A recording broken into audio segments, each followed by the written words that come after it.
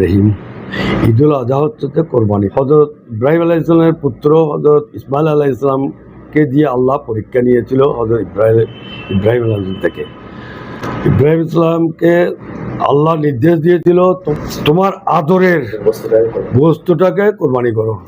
হজরত ইব্রাহিম ইসলাম অনেক কোরবানি দিয়েছিল, কিন্তু কোনোটাই আল্লাহর দরবারে কবুল হচ্ছে না। উট করছে, গরু করছে, ছাগল করছে, মহিষ করছে, কিন্তু লাস্টে সে বুঝতে পারলো তার ছেলে ইসমাইল আলাইহিস সালামকে কোরবানি দেবে। সেজন্য মিনার প্রান্তে নিজের পুত্রকে কোরবানি দেওয়ার জন্য নিয়ে গেছিল।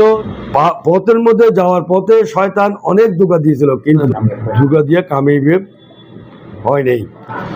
যে মাত্র মিনার প্রান্তে কোরবানি দেওয়ার জন্য যখন প্রস্তুত, তখন আল্লাহ রাব্বুল আলামিন স্বয়ং নিজে খুশি হইয়া একটা আসমান থেকে আল্লাহর কুদরত থেকে একটা দুব্বা পাঠাইছিলেন। ওই দুব্বা দিয়ে কোরবানি, ওই থেকে কোরবানি শুরু হয়েছিল।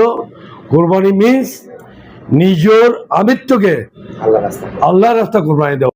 কোরবানি মানে আল্লাহকে খুশি করা, নিজেরা মাংস খাওয়ার জন্য নয়, নিজেদের অহংকার করা, গর্ব করার, আমি এত টাকা গরু কিনছি, আমি এত টাকা ছাগল কিনছি, এত না না না, শুধু আল্লাহকে খুশি করার জন্য কোরবানি। আমি আমার দেশবাসীকে যারা কোরবানি দেয় তাদেরকে বলবো, আপনারা সবাই আল্লাহকে খুশি করার জন্য কোরবানি দিবেন। যার যা যে সমর্থ আছে এই সমর্থ অনুসারে গরু, ছাগল, মহিষ, দুব্বা, ওট এগুলো দিয়ে ইনশাল্লাহ আপনারা কোরবানি করবেন। নিজের আমোদ থেকে বিলেনিয়ে করে দিবেন।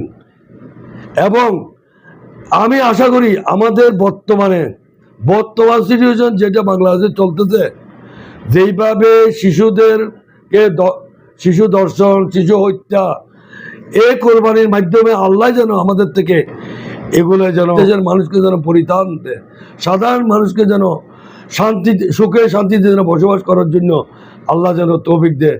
আল্লাহর কাছে আমার এই ফরিয়াদ, এই কোরবানির মাধ্যমে যেন এই যেগুলি চলতেছে, আমাদের পশুত্ব, আমাদের ভিতরে পশুত্ব বিরাজ করছে, এগুলি যেন ইনশাল্লাহ শেষ হয়ে যায়।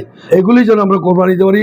কথা, কোরবানির দিন আমরা কোরবানি দিয়া যেন আমরা কোরবানির বর্জ্য মূত্র এই সবগুলা যেন আমরা নির্দিষ্ট জায়গায় যেন লাগি, সেখান থেকে মিউনিসিপ্যাল কর্পোরেশন ওখান থেকে যেন খুব কম সময়ের মধ্যে, দ্রুত সময়ের মধ্যে যেন নিয়ে যেতে পারে। সবাই আমরা আমাদের যার যার বাড়ির ঘরের আঙ্গিনা যেন পরিষ্কার করে রাখি। সবাইকে ঈদের শুভেচ্ছা দিয়ে আমি আমার বক্তব্য শেষ করছি। সারা বাংলাদেশের এবং আমার 36 নম্বর ওয়ার্ডের এবং আমার 11 আসনের সব ভাই বোনদেরকে আমি আমার ঈদের শুভেচ্ছা দিচ্ছি।